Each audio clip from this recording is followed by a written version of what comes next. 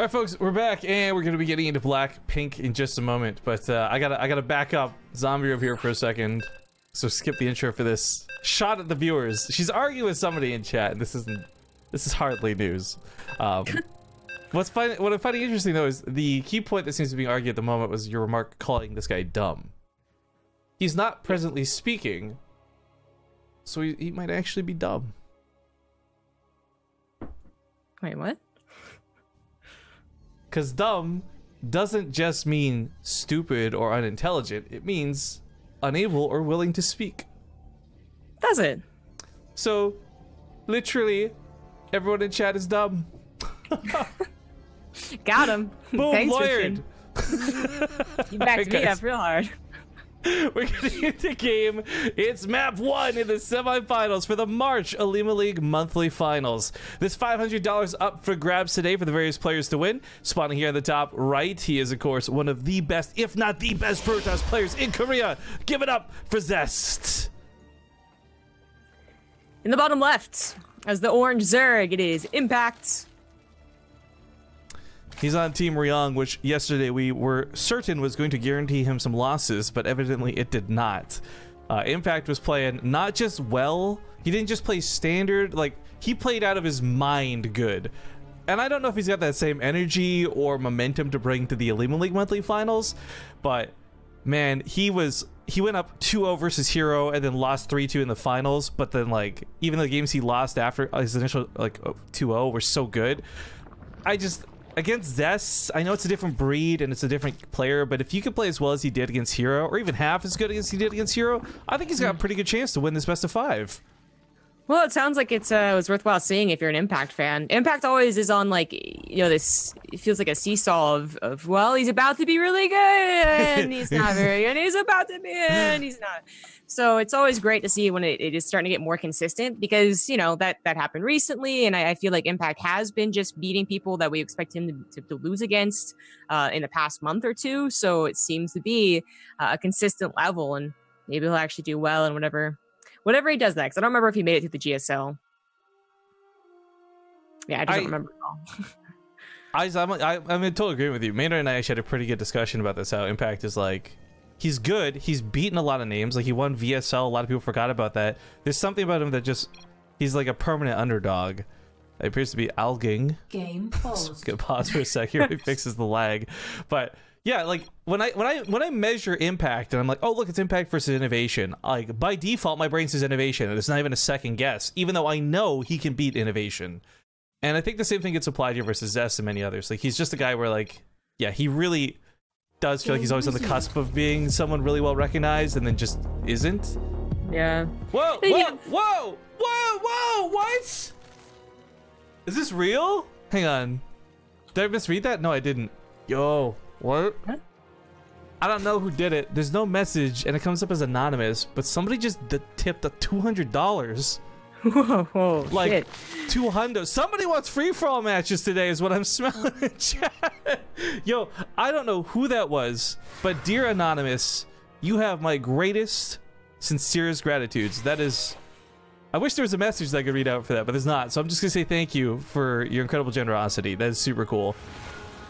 And rest well knowing that for everyone who isn't already aware, I split everything we get on the stream with the caster, so I'm imagining equally happy about that. Yeah, damn, that's a lot. Just gonna anonymously. Wow. Whew, thank you very much. Well, that's it for the stream today, guys. Thanks for showing up. Our work here is done. See ya. Well, sorry, getting back on track. That really caught me off guard because I see 20 and you're like, ah, that's really nice. That's cool. What? 200? But anyways, Impact, whatever we can say for his hypothetical good games, we know he has it in him. I think it's totally viable to say that he could beat Zest, but I still foolishly lean towards Zest. And this has a lot less to do with Impact and a lot more to do with just how good Zest has been in general. He's not infallible, he's not untouchable, but the guy plays Protoss right, and I don't know, he doesn't often make mistakes. A lot of times if he loses, it's just because his opponent actually played better. In my eyes, it's the match between the guy that really needs to prove consistency and the guy that is, you know, he is consistent, but he's just not as good consistent as people were thinking when he came out, you know, after 4.0, and he seemed to just have a handle on Protoss, not just because Stalkers were good, but he just, you know, was playing super well. And yet he never really got to the next level. He never really got that far enough in all these tournaments that happened afterwards to be like, oh, Zest is really truly back. It was like, Zest is back? ? So that's in my mind what this is kind of about, because if Zest loses here, which and his PvZ's always been a little bit wonky, a couple mistakes, like bigger mistakes here than maybe in his PvT, then I'm just like, okay, Zest is not up to the level that I keep on hoping that he will be, because I love him so much, but Impact is rising to that level, and he's a very fun player to watch too. Whoa. What? What's happening? Okay. I don't have these alerts. We have another $200 donation coming in. This time it's got a name attached to it. It's Fricey. Sorry, I forgot to. We haven't seen Fricey in like I feel like a year, man. Sorry, I forgot to leave my name. Happy to see you guys still doing StarCraft. Happy to tune in from time to time. My dude, Fricey. Fucking Jesus. MVP of this stream right now. This is like actually crazy. Thank you very much, man. And yeah, I hope you've been well. Like it's been a hot minute since we've seen you. Glad to know you still watch StarCraft. Hello. Thank you very much again. This attack is gonna be super annoying to clean up because this is Zest. This isn't just your standard player. Like the guy knows how to use his Warp Prism. He knows how to use Archons. Meanwhile, other side of the field, Bailey's trying to bust through, but through the last second force field and a pylon block. He actually holds this. Those Lings are about to flood in and cause some real chaos, picking up those sentries to be the end of this. But he doesn't get to him with that clutch force field. Zest shows us why he's so good. That was very clutch. Thought for sure something bad was going to happen there, but not only does Zest save all of his units, he also saves all of his probes. What a boss. Yo, this is, I guess, I really expected probes to have died from that. Like, we looked over the last second, they were stacked up, they were ready to transfer. Like, this was legitimately so close to hitting Chaos, and Impact would have been so well set for this. One of the beautiful things it did do, despite the failed attack, they brought the Archons home. There was that moment of panic for Zest. He is human, right? He does get scared from time to time, and I think he was a little bit worried that there was more to this. So rather than deal with a couple of harassing queens on the other side of the map, he wanted to make sure he didn't die to an all-in. And Impact, by the way, is getting to that point. Like, he's actually still got a lot of Lings running around, but he's still advancing his tech. He's still expanding. So this isn't really all-in from him. I love the aggression. There's that really old but classically true saying, the best defense is a good offense, and I think Impact is showing us that here. Well, he certainly is keeping up on his macro behind this. Zest, if he already had his way up to Storm, I think it would be like, you know, much scarier position for Impact, who is, you know, only adding on his Hydralisk now. But no, its charge is finishing +1, was even a little bit delayed, I want to say, you know, because he was dealing with so much, and Storm is still a ways off. So as Impact gets the Hydras, he does have to wait for 2 upgrades for them, which is maybe the biggest problem of this, is that he just literally can't do anything about time invested. The necessary time invested. So he's just got to wait for it and hope that he doesn't get pushed too hard. But Zest is pushing. Again, he doesn't have Storm, but he'll have his 2 upgrades for his Zealots. And is Impact really ready to go? He's got Lings and Banelings and a few Hydras now. But, oh boy. I just don't love that this doesn't have the +2. But, oh, nothing in the wall this time around. Yeah. Zest goes for a push, and he might not be able to pull this off. The Hydras are spawning just in the nick of time. He'll take a decent fight, but Lings get into the natural. Lings get into the main. The probes get pulled away. And guess what? Is it Overlord? Waiting for some Banelings. I think that's it. You know, like this. It's There's nothing close. here to drop, though. Bro, go to the third. Could reinforce with 5 more Zealots. Oh, okay, he actually used them over here. Oh, this is getting dicey and desperate on the other side of the field. He does pick up one of the Archons, but the drones are getting pulled. So, oh, if he can land these drops, he could be set for life, but I don't know if he's going to be able to pull that off. Yeah, this is looking, and Zest is probably doing a million things as well. Finally, Stalker's warped in, and maybe he'll save the probes. It's getting awfully close. He's got to bulk up. Woo! Woo! Oh, my God. All right. Still not the end of Zest's life. He's still got a lot of momentum going the other side of the field. But he has been almost killed when it comes to income. If Impact can hold this, even if it costs him the natural, if he holds this, he's got 3 bases on the back end of this, and this would be a great follow-through. But that's a big if, Zombie Grub. He's got a lot to work with here before he's in the safe zone. This is amazing. Even the Oracle tried to help out. It is taking out Phoenix as well, picking up 1 Hydra. I can't believe that Zest is going to do this with this army. Oh my God. Regardless of who ended up winning that game, what a great game out of both players. Very last minute type stuff there. Yeah, clutch as fuck. But yo, congratulations to Zest on winning the first game in a best of 5, though. So there's quite a few matches he's gonna have to chew through before he has secured victory today. But I'm now realizing when I Fricey, thank you for gifting us up to Fricey Miracles. That was really cool of you. He has donated almost as much money as the prize pool for the Olimoleague today. But Fricey, I don't know if you'll be hanging around for the cast, and I don't know if you actually play, but if we end up doing free-for-alls at the end of the stream today, dude, you have got VIP treatment. You got in on every game. I promise you that, like, for show, at the very least. That's cool. Also, if you guys missed it, yesterday we did a giveaway for the lousy BTSL shirt. I will probably try and do another one of those before the stream is done today. So I'm not probably, let's be real, closer to the finals. But if you guys do want a chance to win a free t-shirt, be sure to keep an eye on chat closer to the finals so you don't miss out on it. The new Stream Elements bot is still, we're figuring it out. We're still learning it. Bets are something we're kind of understanding, and giveaways yesterday was like a total test drive. But we'll definitely be trying to do some more giveaways as time goes on. And if you missed it, the announcement, we're actually doing so well. I was talking with Jesse. We'll be probably giving away a phone through one of these giveaways during the BTSL as well. A lot of good stuff coming up, guys. So with the bot fully working and 2 thumbs up, we should be able to give back a little bit more. But we're hopping into Eastwatch for Game 2. We'll see you in game.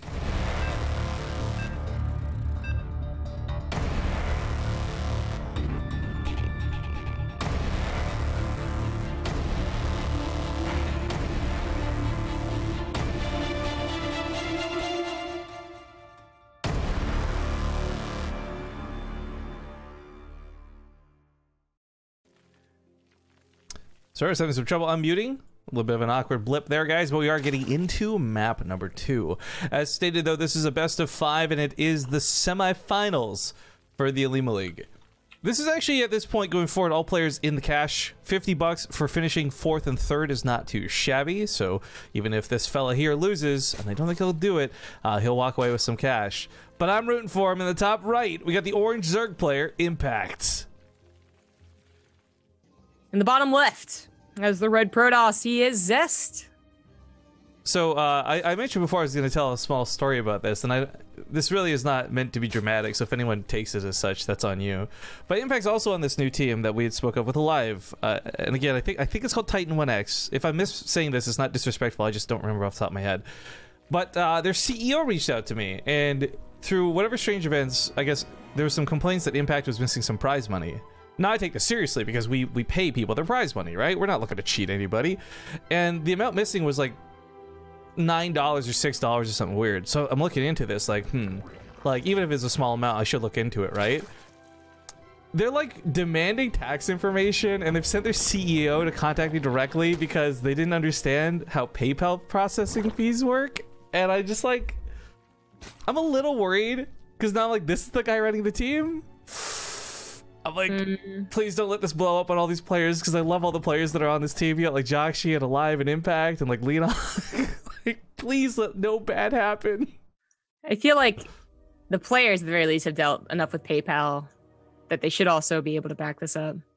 Well, so what I'm curious about, this is total rumors, and this is why I had mentioned this. What I had heard was during the GSL qualifiers, right, that these guys have been sitting there with contracts in hand, offering like really nice salaries, but the cost would be like they would get some of the prize money players earned, which would make sense why this guy's hounding me now for a prize pool related thing, even if it's a couple bucks.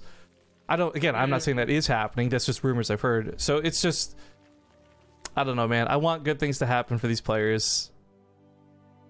Yeah, totally. But it just feels so sketch off of like 2 small interactions. Regardless, gold base taken if it's not obvious enough, guys. This was scouted, so Zest knows what's coming into play here. But how much does a gold base really benefit you on Eastwatch? For the first, 2 months that this map was around, nobody even touched this. Nobody would even take this as a 4th. Well, it's just truly scary to do so. Versus Terran, the brush ends up being kind of not worth it as they just dodge and weave and then follow up with a tank push. Versus Protoss, there's always that chance that, you know, this length between your natural and your 3rd being so big does get abused, but maybe like a little less so than versus Terran or versus another Zerg. I don't know. But as people, you know, figure out the map more, it seems like it always is the case that they'll try and abuse the map more. It's gonna be the gold base for the Zerg. We've been seeing some Protosses take it. Hero does come to mind, but not too often. I guess this is one of the nice things about getting aggressive to this base. You know that typically that other queen isn't going to be there because she has to walk so far off of creep. Maybe if there's like some complacing with the lings, you could get in here. Like these adepts really could have savaged the mineral line if Impact was playing greedy and careless, but he wasn't, and he's good. So good deflection to start. I think there's a common misconception about the gold though, and I really want to emphasize this, right guys? Like a fully saturated gold base is going to give you the same income as a fully saturated normal base. The beauty is you just need less workers to make this happen, and of course it'll mine out quicker. So there's like pros and cons, but Impact is getting away with this, which is great. So he takes his third at his natural. His income, with no surprise, is spiking it up there on the graph. He's in a pretty good spot for now, but Zest is setting up for one of the most disgusting moves Protoss players pull. Parting actually eliminated True from the BTSL Asia Open group with this build, and in the process of winning was apologizing in all chat, like, sorry for my race. Yeah, Parting would do that. It's quite important to know what Impact has scouted so far. So we got a Ling in there and saw the Twilight Council and the Robo being put down. He now just saw another Gateway being put down. He saw what might have looked like late gases as well, but this was off the Ling Scout like a little while ago. So while it's hard to confirm, I feel like seeing that Gateway, maybe the gases were a little late from what you're used to seeing for Protoss. Like all this is, the Impact is going for roaches right now, and spine crawlers too. Like he might be thinking that it's an adept all in, but you know, charge lots can definitely be spread out and go to different bases. So the spine crawlers will definitely help, and just most importantly, he has a lot of roaches. So I don't know if it's gonna work for this. Just quick note for Maynard, because he does make a good call. Impact did not scout the Chrono Boost, but he did see the Twilight Council researching, so maybe had an idea something like this was coming. I love the roaches as a response, but the problem is normally you don't have enough money to keep this up and outlast the Protoss player, but with a gold base, Impact might be able to pull this off. This is not your conventional defense against this attack. He's got more money coming in faster than you would normally have off a lower drone count, allowing you to have a bigger army supply, and Zest just got destroyed with this attack. 14 army supply, not enough economy to follow this up. No third base. I mean, this was pretty all in, and it's not working. No, it's not. This actually is really bad for Zest. It was supposed to be an absolute surprise. He was supposed to catch Impact being a little greedy, maybe going up to Hydras very quickly, not roaches, and instead he found someone who knew it was happening based off of, you know, very slight information on the front lines, and then also went for a perfect unit counter in this case. There's a ton of roaches. So Zest is in a world of trouble. A follow-up won't even work because there's just literally so many units for Impact. Yeah. Even if they came over here with a bunch of Immortals, like 2 or 3 by a bunch, it still wouldn't be enough. I really don't fault Zest for this build, by the way. This has won some very silly games and punished greedy players. But Impact didn't play greedy. He didn't go for 60 drones. In fact, he still, for the time being, was sitting on 44, and up until just this round of drones, was still making roaches and lings. So I love the way he handled this. I love his reactions to this. And I think anything he does now to follow up should be pretty okay. My only concern, though, is that if he does kind of chill back, he's got vision, he sees what Zest is doing, he knows Zest is moving on to Immortals. Once that Immortal count gets up, all these wonderful roaches you had against Zealots are going to be not so good against the Immortals. Yeah. Oh boy, Zest is just going to try and follow up another attack, it seems, and it just seems so unlikely to work, even if there's Archons included. Unless he's trying to get the Storm while getting a third base, which might be his plan, actually. He's going up to 400 minerals. He's breaking down the wall to his own third base. It's so much later, and if he does take his third, then suddenly it's the question, does Impact have any aggression that he can do? This is an awfully not saturated natural mineral line. Third base, I guess, technically. Yeah, the spine is also helping buy a little bit of time. But roaches were here. This wouldn't have gotten too out of hand no matter how you look at it. And Zest has to back away.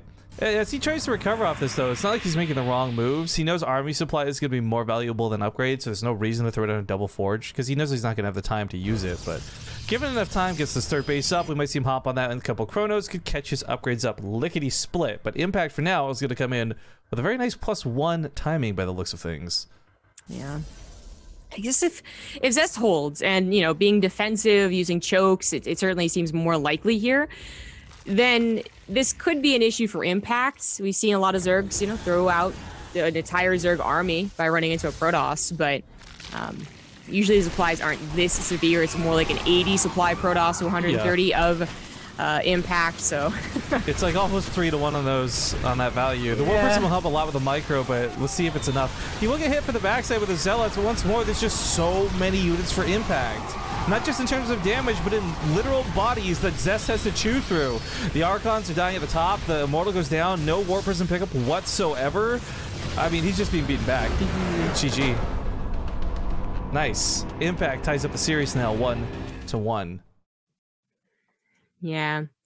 I really wish that Zest had put the Twilight Council somewhere else. It seemed like he was in a hurry to do so because those lings kept bothering him.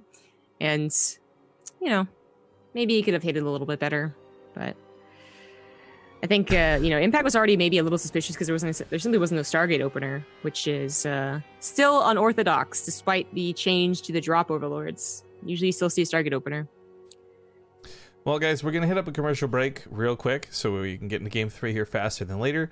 I will just comment, though, our MVP of the day, Pricey in chat, says, geez, it's been so long since I've done StarCraft. Like, I'm really out of the loop. Well, here's the trick, dude, right? I know what race you play, but just double down. All that's changed since you probably last were, like, really into it is that balance whining is even more and louder than it was in the past. So just double down on the race you play. Blame the other two. You caught up with StarCraft. We'll see you guys here after the break. Right into the game. Let's not waste any time. It's map number 3 in this best of 5. Spawning here to the lower right side of Backwater, we got the red Protoss Zest. Damn it, cat. In the top left has the orange Zerg. It is Impact.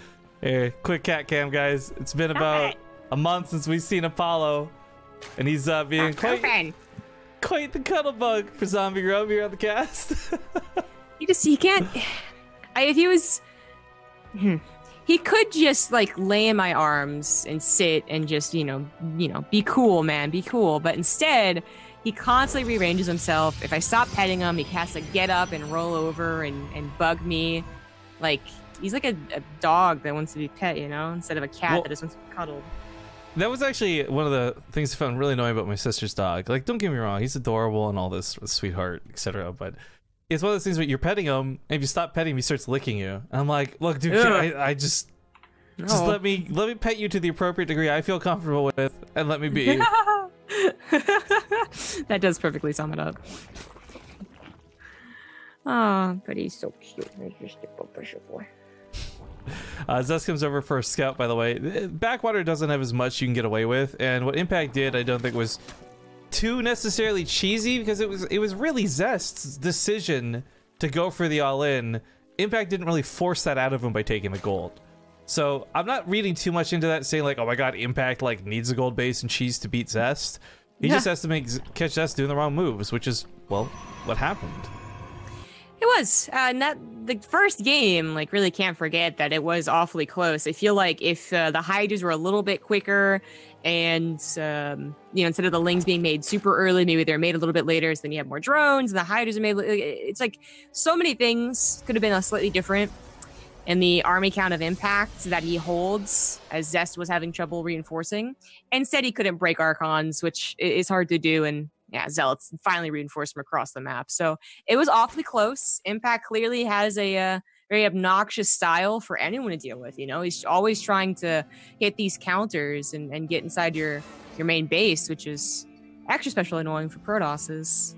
They're hiding things, man. They're trying to be sneaky. They really are. Like, actually, if you think about which races are the most deceitful, it really is Protoss. Like, Terran aren't building fusion cores in the top right corner of the map. It's Twilight Councils and Dark Shrines. It's Proxy Robos and Stargates. Yeah, I don't think anyone can like truly argue that. That's always been Protoss's thing, is that they're sneaky. They have the more clever ways to trick someone with their gases not being mined. Oh, I'm so cool, I'm Protoss. But not so much for the Terrans and Zerg, I feel like. It's a little more obvious, but or I should say less varied, because there's always the, well, what all-in is Protoss doing? Unless you literally see the 7 gateways, you literally see the Dark Shrine. Yeah. By the way, just while we have a small lull in activities, guys, I'm going to preface my own self-advertisement with the Olimoleague reminder that this tournament is run by the Patreon. funded by you guys, the fans. There's no real corporate sponsors or anything like that. Every single week for like 3 years, the Olimoleagues run with these really awesome prize pools featuring some of the most, like, honestly, I've seen Olimoleagues that have better looking lineups than GSL, if we're gonna be real sometimes. So if you want to get involved, you want to get into it, check out the Patreon, patreon.com/Olimoleague. But my self-advertisement, by the way, just because I see Maynard in chat, I want to quick and remind everybody, all 4 casters from the BTSL are heading to Canada. Zombie Grub, Wardy, Maynard, they've all been looking to do Airbnbs and stuff. Like, this is so close to happening. It's almost a month from now, exactly, next week. So I'm really excited for this. And if you guys are, if just anyone tuning in happens to be from Canada, specifically Vancouver, I do hope you'll come out to the event. Even if you don't care about StarCraft anymore, come just meet and greet. If you've been a fan of the channel, hell yeah. Should be a lot of fun. But okay, this Oracle Phoenix opening is not actually doing the lift the queen, kill the drones combo. You know, we just went over how it's not Zerg or Terran hiding a building in the top, right? So perfect. Thanks, Impact. This is actually beautiful because yes, the caster curse element plays a role, but this is so beyond unconventional that I don't even know if you would classify this as cheesy or not. Oh, I still think it's cheesy because it is, when it comes down to it, you know, proxied or hidden, whatever you want to call it or not, it is a 2-base layer, and Zest knows that something is up, but in his eyes it looks like a 2-base Hydra opener, which is still like really weird. But like, oh wait, did he fake that? He did fake that. So he made it look like Group Sponsors researching. It's kind of hard to tell, but like, yeah, you can see it wiggling and jiggling. Cancels it, and now goes for Mutas. Now here's the problem. He's still going to have to deal with these Archons, and he's still going to have to deal with his drops, and harassment's going to be a real pain in the ass. But Zest, like, what do? You warp in a couple Stalkers? That's not going to keep up with it. They're not going to blink. Charge is going to be made. Mutas have been revealed, so there's no question anymore what it is. And the Phoenix starts up immediately. Shield batteries coming down in the mineral lines. Great response so far to Zest. But that being said, these Mutas are still easier theoretically to deal with than actually deal with. And oh god, they fly over and they get both the Archons. Okay, one of the Archons inside that Warp Prism. And of course, he just micro against the remaining one. Oh man, this was such a good move out of Impact. And Zest, I'm sure, is like double checking his vision, like, wait, did I miss the Spire? What's wrong with me? How am I so bad at StarCraft? That was a very important time buying mechanism. Oh my god. Of course, the Warp Prism would love to still be alive, but that was still a lot of time. He's swapping into Lurkers as a follow-up to this, by the way, and I love that move. I love that move. But as we can see here with the Phoenix, Impact is not going to get too much done with the Mutas. Unless these Phoenix take a bad dogfight, these Mutas should really not get anything done. No, like, I think the real worry here for Zest, because he bought so much time, and the Phoenix count is just barely enough to really tango with these, is he going to try and do something where he gets like 10 more Mutas and he hides it? But with how much he's taking out now, he hasn't seen any more reinforcing. That's going to be it for the Mutas. They were not successful, even holding off against the Lings here. No. Zest also finding the Spire. Yeah, why would he take him up here? This is going to kill the Overlord, which kills the Creepstar, which means this Spire is going to bleed out. Yeah. But I was also going to say, like, Zest did not overreact to that, which was another problem that could have happened. He could have stopped charge and immediately went to Blink and then had Blink Stalkers in a very small number against Hydra Lurker, which it would not have looked pretty. Right now, he has charge. He's actually on his way to Storm. And while Charge Dots still aren't the most dependable, what if they line up and Lurkers kill them? That's really where the Immortals like live long enough to do that. So, he's also on his way to Immortals, so... Just a really interesting note to make here, by the way. I'm looking at the resources lost for Impact, right? And that number actually still seems smaller to me than the amount of units you tend to bleed out to those Archon drops trying to clean them up. Like, you end up losing so many Queens and Lings and Roaches to dealing with those Archons. I'm actually humming and hawing on this may have still been worthwhile for Impact to do, despite how horrible the follow-up with the Mutas was. Because he shut down the Archons. They didn't get to bother him at all. He killed the Warp Prism, both the Archons. Like... I'm not going to pretend like this was great, because Impact really messed up the follow-up with the Mutas. But this might not actually be all that bad. I guess I kind of see where you're going. You know, he does have to deal with the Archon drop or Warp Prism. And, you know, if one is immediately remade, I guess he mixes some of the Muta and deals with it too. But it still feels like because he doesn't have this large Hydra army up against someone who already has Storm, he has just that's really where you see the fall behind Berserk, because maybe their numbers look okay, but do they have the Hydra upgrades? Are they up against Storm? They're supposed to be like even farther up in army supply than he is currently. The Zest is interesting enough going for a fleet peak and another Stargate already, instead of, you know, maybe focusing more on the ground here. Is he knows what the follow-up is. I think it's kind of okay to do this though, because storms will carry you so far in this game. Like, who cares about those Hydras? They're not an issue, and if there's no Hydras, then the Lurkers just die to whatever's in the sky. But the other thing I was going to bring up hand in hand with this was, because there wasn't harass, he didn't have to waste larva building lings, so he got to build drones. And Impact, for all things considered, he's hitting that 80 drone 4 base mark. This is a lovely place to be in economically for a Zerg player. So again, I'm not trying to make the argument that the mutas were good, but it is very cool to see that this still ended up working out for him, despite how badly the mutas ended up being. They were pretty bad. You'd think he'd be in a really much worse position, but still not in a good one unless he can take this fight. The Immortal count's pretty good, Storm count's good, but it is actually a really nice place to be for the Zerg, to be allowed to get here. I think Archons are missing from this though, like to actually push into the Lurkers. So for now he backs up and waits for Barrier to come back up, and Impact doesn't want to let him wait, so he advances the line and says, well, if you won't fight me, I'm going to pressure that Nexus. And if this base goes down, that's really going to hurt Zest. Nexus does fall. Oracle dies as well, so that Revelation did her last. Zelsian for the backside, but honestly, he might be still better off shooting the Immortals. Several of these are low. Barrier's still not up yet. Hydras take care of the Zells on the backside. Now you can push into the Immortals, but retreating for Impact might be better. He's missing a Revelation on like 4 Lurkers. The Observers went out of place too. Yeah, now the Observer's here, so it won't be a problem, but he's got to be careful because Impact actually notably has been a player who snipes Observers. He will go out of his way to dive with Hydras and pick that off. So as Overseer finishes up here on the front line, he'll be able to see that, but none of that matters. The Immortals are gone. Zest is going to still lose to this. It's 80 armies to play to 19. GG. I really don't know about that transition into carriers. Like, the Fleet Beacon plus other Stargate is already expensive, and he was literally building these 2 very expensive units. So here's my logic, right? And this, I know it sounds like I'm trying to argue for the Spire. I really want to put out there that I'm not.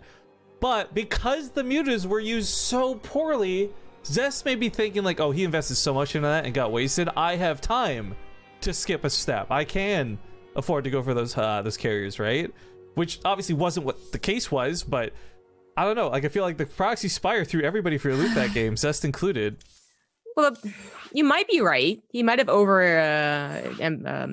estimated his position, but his Phoenixes were constantly scouting. It really seemed like that shouldn't have been the case. They saw how many Hydras, they saw that the army was moving forward. He knew that he was going to be under pressure, and yet, he still had to let the Zerg army take that position that's so brutal, and they didn't have a big enough army to take it on. Regardless, I don't know if carriers would have been the right choice even if they were out. Oh well. I would normally play the intro here, guys, but actually I would like to skip this. I'm going to ask for your assistance in doing something, but to be clear, don't be dicks about this. Be polite, right? We're not ending the stream to do a raid, but I want to do like an in-stream raid, because apparently it's my favorite European Zerg player's birthday today, and he's streaming until the WCS qualifiers, and that, of course, is Denver SC2. So I'm going to link this thing a couple times in the chat, guys. If you do me a favor, just hop on over to his stream, say happy birthday. You don't even have to stick around and watch if you don't want. But he is one of my favorite European Zergs up and coming, and he does some really fun stuff. He's shown us some amazing games in the past. So, yeah, I'd really love if you guys could go wish him a happy birthday. That'd be really fucking cool. That being said, we are getting into game number 4 over here. And he's on his last life. It's officially match point for this fella. In the bottom right, the red Protoss Zest. In the top left, as the blue Zerg, he is Impact. Aw, I just saw a flood of people join chat, by the way. That is good shit to see, guys. Yeah, Denver, a very talented Zerg player. He's French, though, so, you know, the good and the bad. But he's, I think, give this guy a year, and him and Clem are going to be, like, the breakout players of Europe. But, well, Impact. Yeah, send a drone out. I was wondering what it was for. I was like, wait, it's like a little too late for proxy hatch, isn't it? No, it's it could have proxy hatched. It just would have been right in the face of Zest. But he also just goes for the gold base, which seems like a cool idea. He already went for this on Eastwatch, and Zest might have been baited a little too hard into thinking he had to punish it. Well, I don't think it's not so much that you think you have to punish it, I feel. It's just a question of, like, Are you angry that they take the gold base? Or you're just like, oh, I'm going to punish you because I hate you for doing that? Well, speaking of being punished, I was just timed out by accident because I used too many caps in Denver's stream to say happy birthday. Happy birthday. The bot has no chill. But all right, I'm focusing back on the game now. Big love to Denver and happy birthday and all that stuff, man. But yeah, so the gold base. The one thing about this whole series now, with like 3 out of the 4 games being kind of dictated by a stranger than normal economy game. Last game perhaps more dictated by the mutas and not so much directly influenced by the economy, but the idea being that the Impact would be more behind because the mutas failed. But the Eastwatch game, this game, by going for this gold, you really shake it up. Timings are no longer what they are. What you're used to seeing is not going to be what's happening in this game. And for Impact, I can't say that this is like an auto win. This could actually backfire on him because it's so far away. It's so bloody exposed. But he did hold off one of the most savage Protoss all-ins with those Zealots the last time he fought this. So I've got really good confidence in Impact right now. And being up 2-1 in the series, oh, he couldn't be in a better spot to take this risk. Kind of goes back to what I was saying about just, is Zest the type of guy to do it 2 times in a row where he's like, oh, I want to punish you for taking that gold base, like, you know, F you for doing that. And I'm not sure that he is already changing things up from the Eastwatch game by going for a Stargate, which I feel was the first sign for Impact to be like, wait a minute, what is he actually going for? Let him scout and continued scouting on the Twilight Council. So this game is already different. Zest is not going for the super all-in. If he does go for something heavy, it's going to be kind of more of a maybe well-hidden build because he has a Stargate. But he's also not really, you know, I don't think he really wants to do very much about this. He can just play a normal game, and it doesn't necessarily put you so far behind that you're just screwed. Right, it was kind of back in the day Overgrowth, right, when every circuit player's taking that gold. We saw it eventually just come down to the point where Protest said, screw it, I'll just take a faster third to compensate. You get away with your gold, I'll just get away with macro on my side. So yeah, Oracles give him some maneuverability, whether it's killing drones or stasis traps or just revelations. My biggest curiosity is like Zest could get away with a third possibly, but he could also get away with a fast fourth if he pocket based it too. He might want to pocket base it in the first place for his third. You don't quite know what they're doing off the back of a gold base, but you know, you don't. If it's not a super all-in, then you know that it's going to be a lot of units faster, no matter what, even if it's more like mid-game oriented. And you take the pocket base, which pros do most of the time anyways, I feel, against Zerg. But especially in the situation, then even if they have 40 more army supply than you, pushing up a ramp or through a choke is always difficult. So some great focus fire out of Impact, by the way. It brings that Oracle down to the red.